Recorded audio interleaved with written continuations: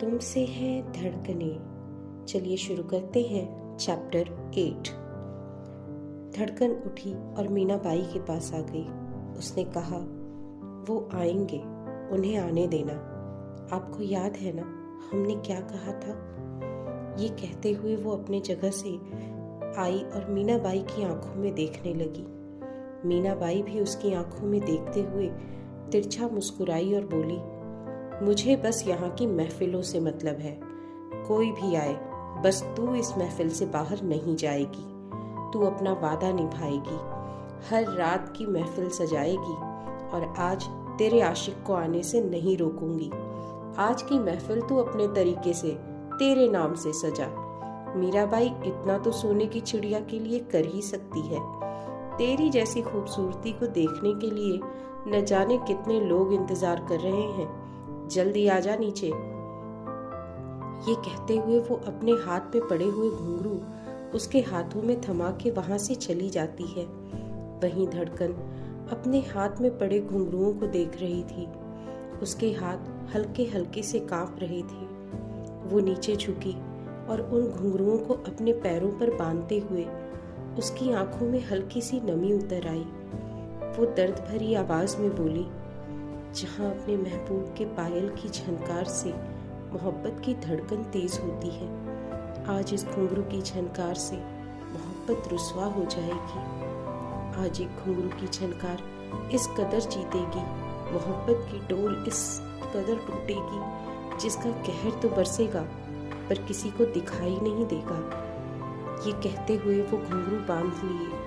अब खड़ी होकर जो अब तक उसने सिर पे दुपट्टा ले रखा था उसे अपने होठों तक कर लिया और अपने कदम बाहर की तरफ बढ़ा दिए।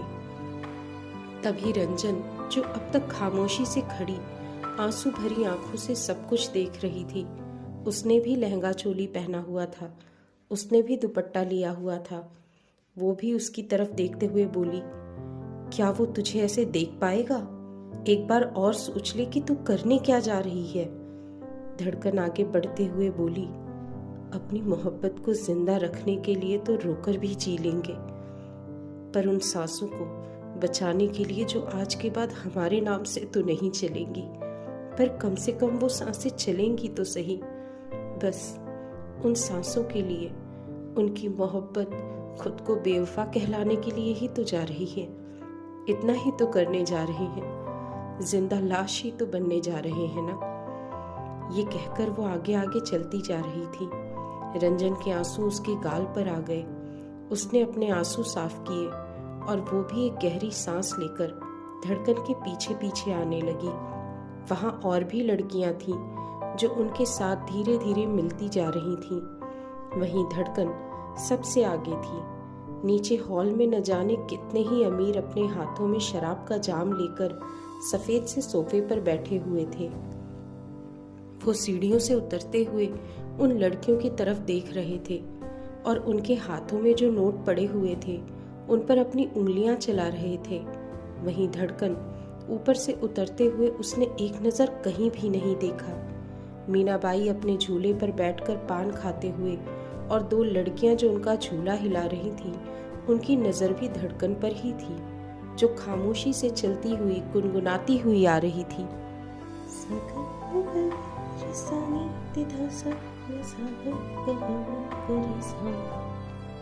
इस धुन के साथ घुंघरू की झनकार के साथ वो नीचे आकर हॉल के बीचों बीच खड़ी हो गई। उसके साथ जो 2-3 लड़कियां आई वो भी उससे कुछ दूरी बनाकर अपनी जगह पर खड़ी हो गई। धड़कन की नजर एक बार भी गेट से नहीं हटी थी। वो किसी जिंदा लाश की तरह गेट की तरफ देख रही थी। वहीं रुद्रांश जो उस जगह पहुंच चुका था जहां धड़कन को उससे दूर किया गया था, जहां धड़कन ने अपने पैरों में घुंघरू बांधे थे, तो वहीं बाहर रुद्रांश को अपने सीने में एक दर्द सा महसूस हो रहा था। उसे अपनी सांसें भी रुकती हुई सी लगी। उसका दोस्त उन पतली सी गलियों में से बाइक को निकालते हुए आगे बढ़ रहा था, जहां से लोगों की भीड़ आना जाना कर रही थी। ये देखकर रुद्रांश एक सेकंड न गवाकर बाइक से उतरकर पैदल ही चलने लग गया। वहीं धड़कन ने सबके साथ आगे गाना शुरू किया। हाँ सजदे में हमने मांग मांगा था, उम्र भी हमारी लग जाए तुमको, खुद से ही तौबा करते थे, नजर ना हमारी लग जाए तुमको, हम मगर गैर के हम नवा हो गए। इस लाइन के साथ उसने अपने हाथों को फैलाकर एक हाथ ऊपर ले जाकर दूसरे हाथ के ऊपर से ही आगे की तरफ करके अपनी कलाइयों को मुद्रा कर रही थी। उस हवेली में धड़कन के गाने के साथ उसके घुंघरुओं की भी झनकार गूंज रही थी। वहीं वो लड़कियां भी उसके साथ साथ पीछे की साइड डांस कर रही थीं। तभी एक सेकंड के लिए उसकी सांसें और उसके लब थम गए। अब तक धड़कन गेट की तरफ देखते हुए जिस चेहरे का इंतजार कर रही थी, वो चेहरा आकर खड़ा हो चुका था। रुद्रांश वहां खड़ा ये सब देखता रह गया। वो किसी मूर्ति की तरह जमकर एक टक धड़कन की तरफ देख रहा था, जिसका चेहरा तो दुपट्टे से ढका हुआ था, पर वो धड़कन की एक झलक देखते ही उसे पहचान गया था। वहीं आसपास बैठे हुए लोग पैसों की बारिश कर रहे थे नाचती हुई धड़कन पर। वो सभी अपनी जगह पर बैठे बैठे अपने होठों पर जाम लगाकर नजरों में हवस लिए हुए धड़कन पर नोटों की बारिश कर रहे थे।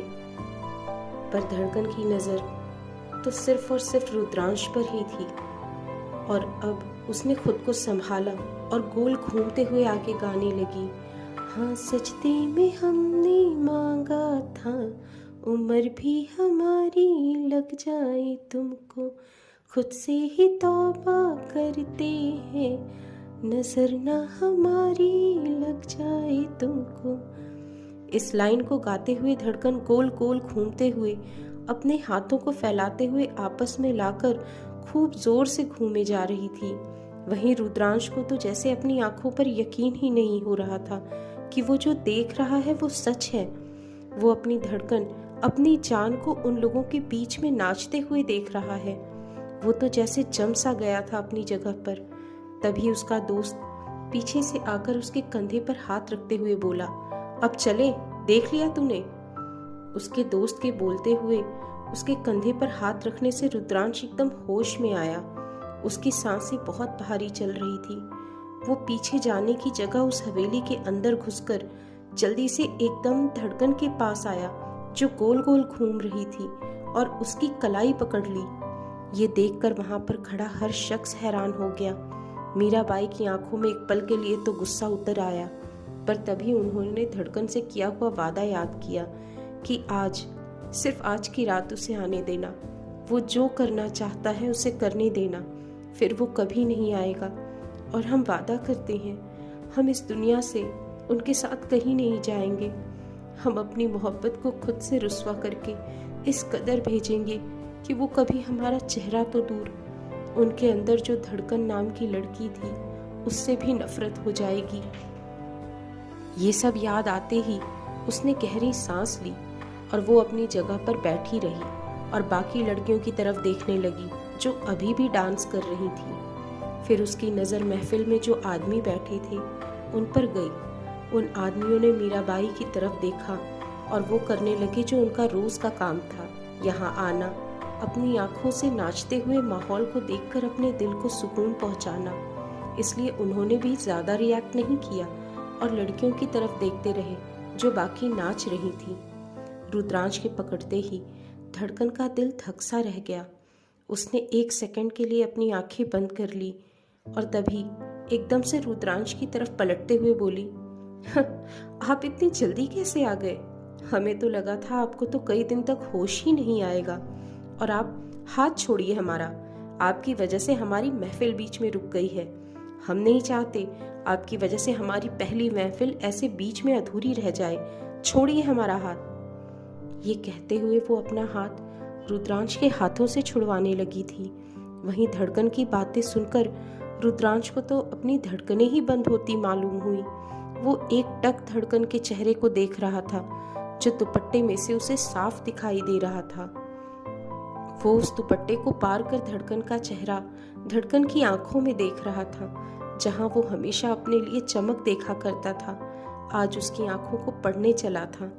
वो उसकी आंखों में देखते हुए बोला, ये तुम क्या कह रही हो और किसके कहने से ये सब कर रही हो? और ये तुमने कैसे कपड़े पहने हुए हैं और तुम इन लोगों के सामने? ये कहते हुए वो चुप हो गया। वहीं धड़कन हल्का सा मुस्कुराई और उसकी वो मुस्कुराहट रुद्रांश को आज तीर की तरह दिल में चुभ रही थी। धड़कन मुस्कुराते हुए बोली, वही कपड़े पहने हैं जो हमें पहनने चाहिए। कितने सुंदर लग रहे हैं ना हम। धड़कन की बात सुनकर रुद्रांश की आंखें गहरी लाल हो गई। उसका चेहरा अभी भी खामोश था। वो बस धड़कन के चेहरे को ही देख रहा था। उसकी बातें सुनकर उसकी आंखें गुस्से से लाल नहीं हुई, बल्कि उसकी आंखों में एक दर्द छलक रहा था। उसने धड़कन की कलाई को छोड़कर अब उसके चेहरे को अपने हाथों में थामा और प्यार से बोला, किसके कहने से क्या कर रही हो तुम ये सब?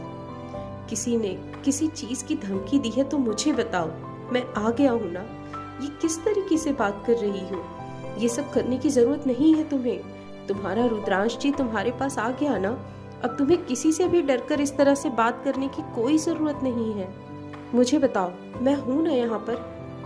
रुद्रांश के कहते हुए ही धड़कन ने उसके हाथों को अपने गालों से हटाते हुए कहा, अरे हम कब से कह रहे हैं कि छोड़िए हमें।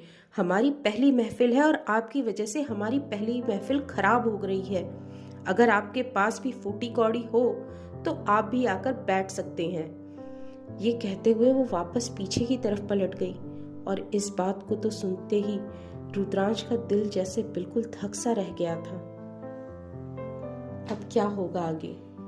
क्या रुद्रांश अपनी धड़कन को यहाँ से वापस ले जा पाएगा या बंद कर रह जाएगी धड़कन इन बदनाम गलियों में? जानने के लिए सुनते रहिए तुमसे हैं धड़कनें।